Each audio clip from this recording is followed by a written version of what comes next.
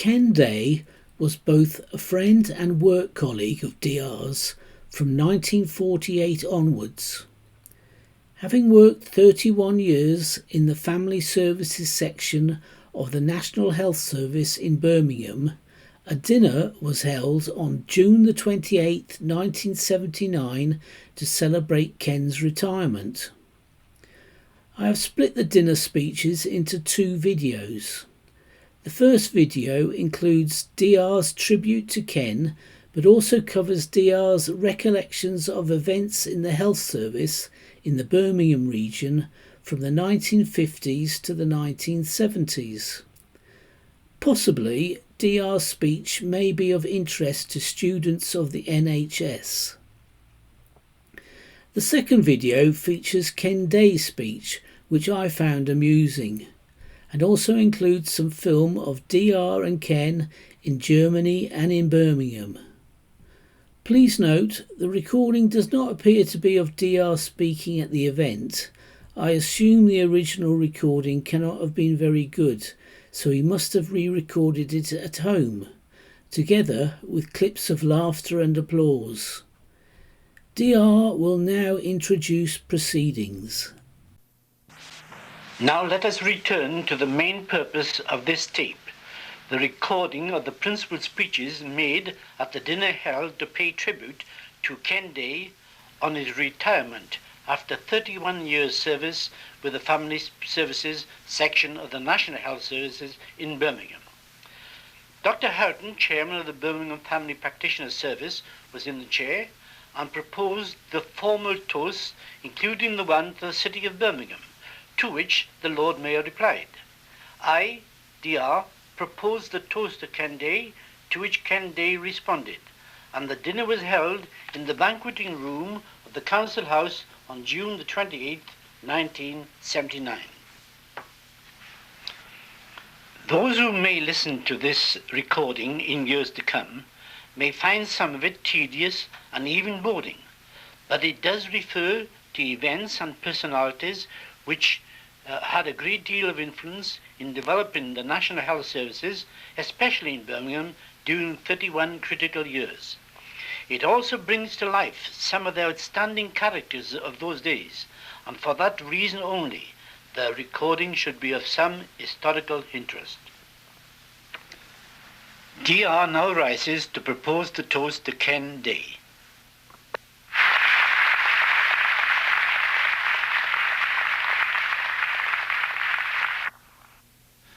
Mr. Chairman, my Lord Mayor, Lady Mayoress, distinguished guests and wives and friends. We have assembled this evening to pay tribute to an outstanding personality and one of the exceptional administrative officers in the current period of the National Health Service.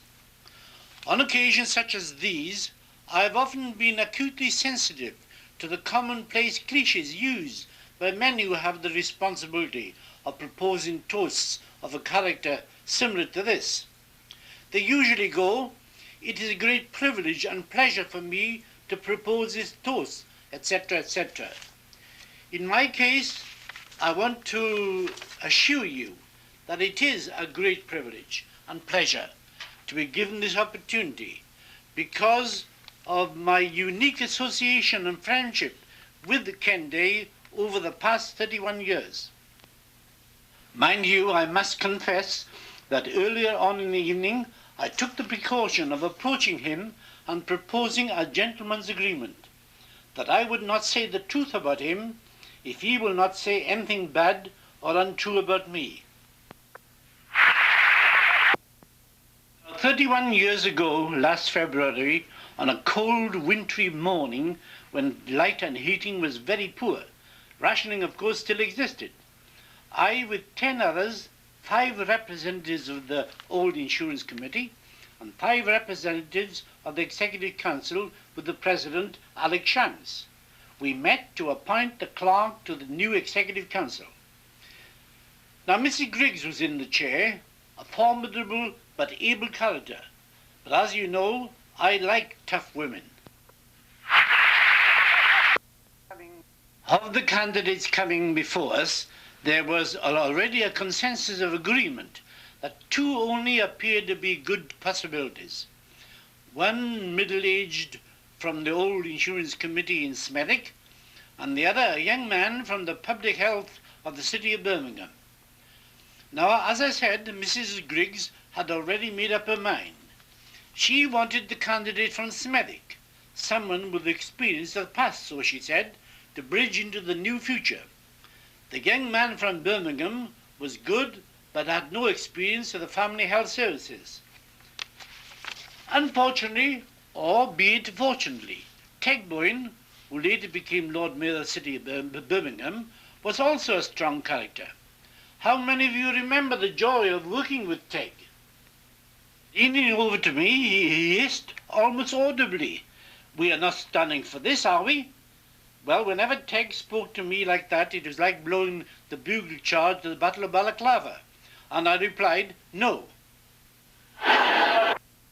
So when this young, immaculately dressed young man with well-brushed back hair appeared before us, I took the earliest opportunity of posing to him this innocent question.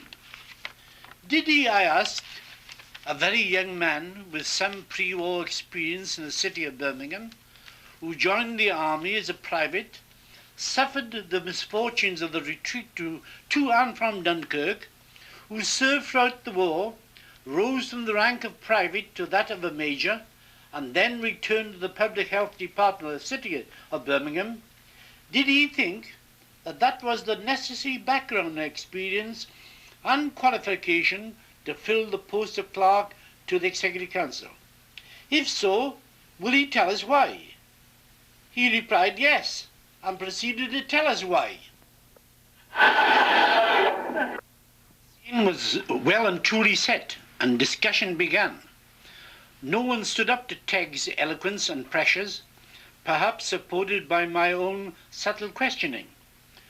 The vote was taken 5-6, and Ken Day became the clerk of the Executive Council. I sometimes reflect upon what slender, tenuous, fragile beginnings by which splendid careers can succeed or fail. Of the 11 persons who comprise that committee, only Dr. Donovan and I still remain. And Dr. Donovan, whenever I'm cruising home, sometimes past 1 a.m. in the morning, my memories go back to those fierce but yet happy, friendly days. Now I have said that my association with Ken Day was unique because of the 25 years direct association with him. They embraced 3 significant developments in the National Health Services. First, we must never forget that the National Health Service was the end product of a shotgun marriage. The courtship, an imposed one, was conducted in a fierce fire of emotional controversy and resentment, something akin to the taming of the shrew, only much worse, because in this case the character was never really subdued. Those who experienced the passions and behaviours of the last winter's mass and secondary picketing, and I am against it, would have seen nothing strange in the almost riotous behaviour in the mass lobbying in the House of Commons in the 1946-1947 by professional people usually characterised by cool dignity and aloofness. And this was the atmosphere in which Ken Day was appointed. I have always said that the work of those lay and professional who were responsible for the transition of the National Health Services from the political scene to the administrative have never been fully recognised. In 1947-1948, the greatest fear was that the bitterness of the fierce political battles was going to spill over into the new administrative fields. The fact that they did not was due to the wisdom of men like Arthur Beecham, Tegboyne, and with a little modesty, even myself, who by tact and wisdom helped to cool down the still heated embers of the past struggles. We said the political battles began and ended in the House of Commons. The problems of administration begin and end here. What was accomplished in Birmingham Executive Council became an example for the English and other Executive Council associations throughout Britain. and it is also understandable that we were soon playing a major part in the national affairs. Alex Shanks soon became a national president. Ken Day was elected honorary secretary to the association and has held the post up to date. As for myself, I can claim that I attended every conference from 1947 to 1973, and in that time filled the offices of Treasurer, Chairman of the Agenda Committee, Chairman of the Staff Training Committee, and President, and also became the member of 3 important Whitney councils. The second significant development emerged in 1960, when ominous rumours began to circulate that the Treasury had secret plans to change the entire administration of the National Health Services. Now, who gave them the authority? Where they got the authority from, nobody asked. The first move came with the appointment of Enoch Powell as Minister of Health, supported by a new permanent secretary, Sir Bruce Fraser, described by some as the Treasury's hatchet man. Within 3 months, Enoch had produced the hospital 10-year plan, the first of his many bizarre policies which have characterized his political history even up to the present time. I told him that it would never see the light of day. It never did. Sir Bruce Fraser egotistically told our conference in 1961, "Ministers come, ministers go, but I am the permanent secretary." I reminded him and the conference that since 1947 to then 1961, I had seen 5 permanent secretaries come and go, some permanency. I paid a harsh penalty for that folly. I forgot the wisdom of Machiavelli, who in The Prince says, "Never make 2 enemies at the same time. And if you go out to do battle, make sure that your flanks are well and fully protected."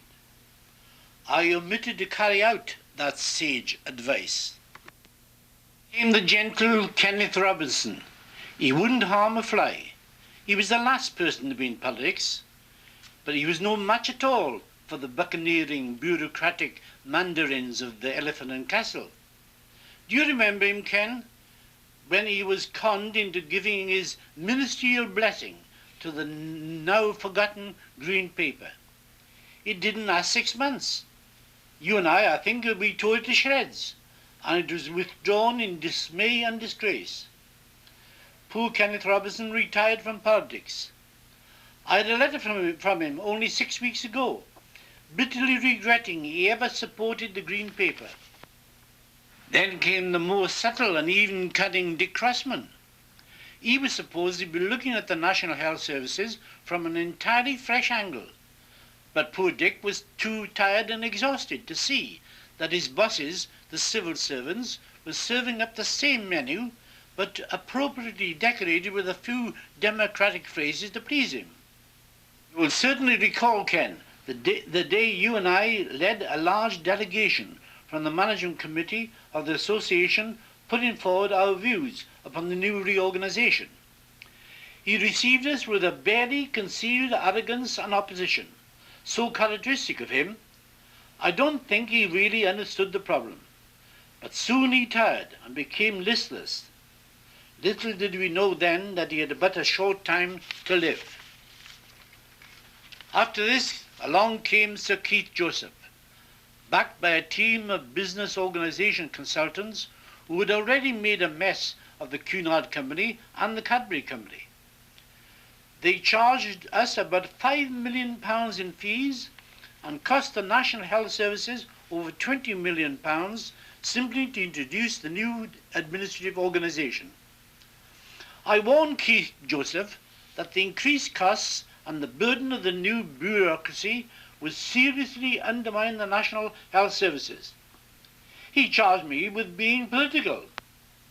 Now, who would really dream of me being political? Sir Keith persisted in his policies and his follies, and now you know and have to live with the consequences. Turn to Enoch. Recently describing the new bureaucracy, he said, "There's a gap between them and us, due solely to their inability to listen to the people." Now there's a Daniel come to judgment, if ever there were one. "Conspiracy in the seat of the mighty," he said. What a somersault! Sir Keith, trying to emulate the example of Henry II, crawling in penitence on his knees to Canterbury, said, "Bureaucracy has been encouraged by my government, and I am in no position to say I told you so." I'm thinking of writing to Sir Keith, asking him to give me a written apology. Finally, let's take the case of Sir James Cameron. Before he was knighted, they wouldn't have made him a knight if they had waited until last week. In 1973, he debated with me before the Royal Society of Health and supported the Ministry and Sir Keith in all his proposals of his new reorganisation. Last week, he recanted and said the cause of the crisis of the National Health Service was the bloated bureaucracy now running the service, the very policy he defended in 1973.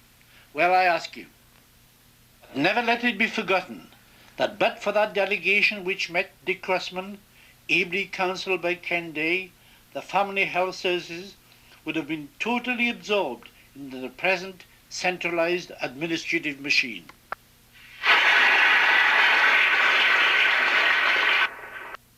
And now, in fact, before Ken Day finally ceases his role as Secretary of the Family Practitioner Service Association, we have the third development. After only 5 years, the entire edifice, administrative structure, ushered in at such a cost, is crumbling down like the walls of Jericho, and no voice is heard in its defence. But what is going to take its place? I have always advocated that the National Health Service should be taken out of the cockpit of politics. We should refuse to remain the kicking stool of ambitious and unscrupulous politicians who only use it as a stepping stone to other goals.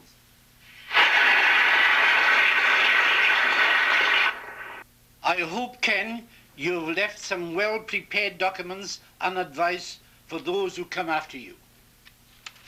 But before I conclude, I must say this, that I have been closely associated with the health services since 1919, in fact from 1919 to 1973. From the old local insurance committees, Crickhowl Workhouse Guardians, Abergavenny Board of Asylum, Blenheim Model Cottage Hospital, Hospital Contribution Associations, Executive Council of 1947 to 1973, Chairman of a Hospital Management Committee for 15 years, Vice Chairman of the Regional Hospital Board for 7 years, Governor of the Teaching Hospitals for 7 years, and a member of 3 important Whitley Councils.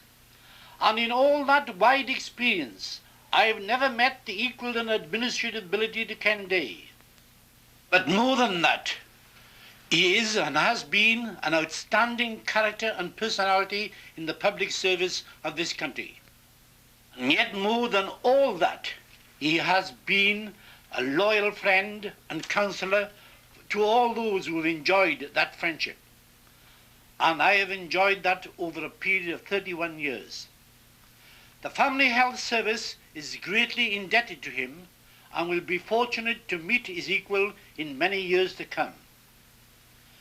But I cannot end this testimony without referring to his wife Betty and his 2 grown-up children who are with us here this evening. I have 2 sound principles of life, Betty. First, it is to men. Never fight a woman, surrender and enjoy the fruits of defeat. Well, Ken surrendered to Betty some 35 years ago, and you only have to look at Ken to realize that he has reaped a rich harvest of spoils. The second principle is, it takes a good father to produce a first-class daughter, and a good mother to produce a first-class son. And it only takes a glance at the daughter and the son to agree with me that my philosophy is fundamentally sound. Well, ladies and gentlemen, it only remains for me now to ask you to be upstanding and join with me in the toast to the future happiness and prosperity of Ken and Betty and their charming family. To Ken and Betty,